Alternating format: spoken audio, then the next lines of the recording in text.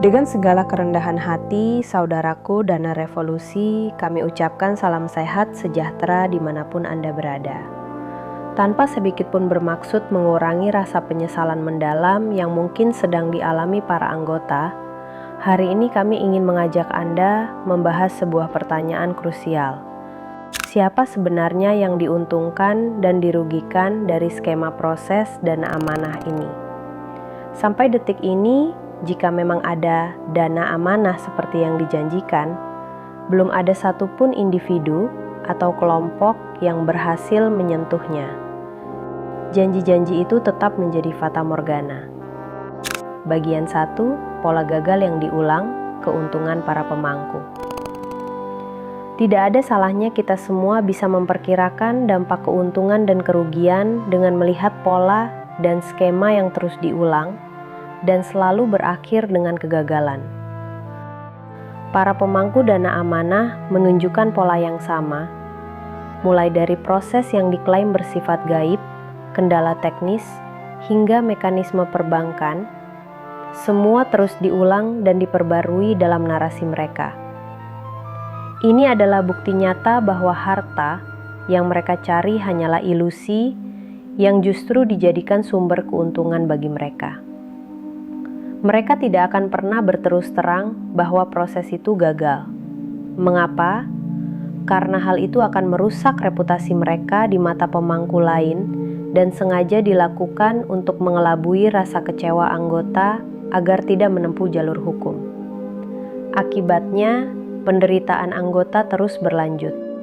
Bagian 2, ilusi proses tak berujung dan manipulasi spiritual. Dengan membuat proses ini seolah-olah terus berjalan, padahal nyatanya sudah gagal, mereka menciptakan ilusi bahwa semua ini belum selesai.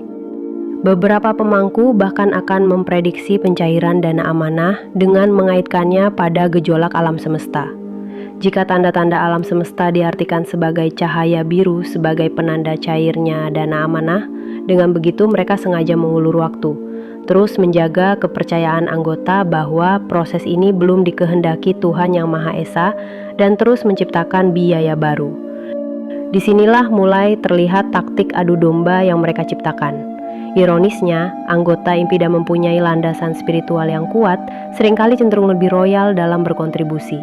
Namun ketika janji tak kunjung tiba, mereka akan melontarkan rasa frustrasi mereka, seringkali terhadap pihak yang mencoba membuka mata mereka atau bahkan sesama anggota yang mulai ragu. Berbeda dengan mereka yang merasa memiliki dasar spiritual yang lebih mendalam, mereka mungkin cenderung lebih selektif saat dimintai kontribusi. Namun anehnya, mereka justru seringkali membela para pemangku itu sendiri dan tidak mempedulikan nasihat nyata bahwa semua ini hanya ilusi. Inilah keuntungan tak terputus yang terus didapatkan oleh para pemangku.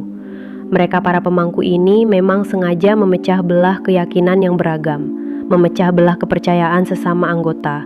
Mereka sengaja memecah belah satu anggota dengan lainnya karena mereka lebih mudah meyakinkan per individu tanpa anggota bisa bermusyawarah atau mencari kebenaran bersama. Hal ini sangat selaras dengan narasi pemangku bahwa ini adalah misi terpilih dan dipilih Tuhan, sehingga anggota tidak perlu terpengaruh dari pihak luar, bahkan dari sesama anggota sekalipun.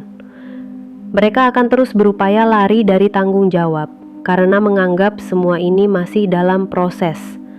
Dalih sabar jika ingin cair akan terus diulang, dan sangat sulit dibantah karena ini semua mereka klaim berdiri di atas ilusi proses Tuhan. Bagian 3, kerugian nyata anggota dan lingkaran setan regenerasi korban. Sementara itu, kerugian nyata terus-menerus dialami oleh para anggota. Dari pola proses yang seolah-olah terus berjalan ini, terciptalah daya tarik untuk meregenerasi korban.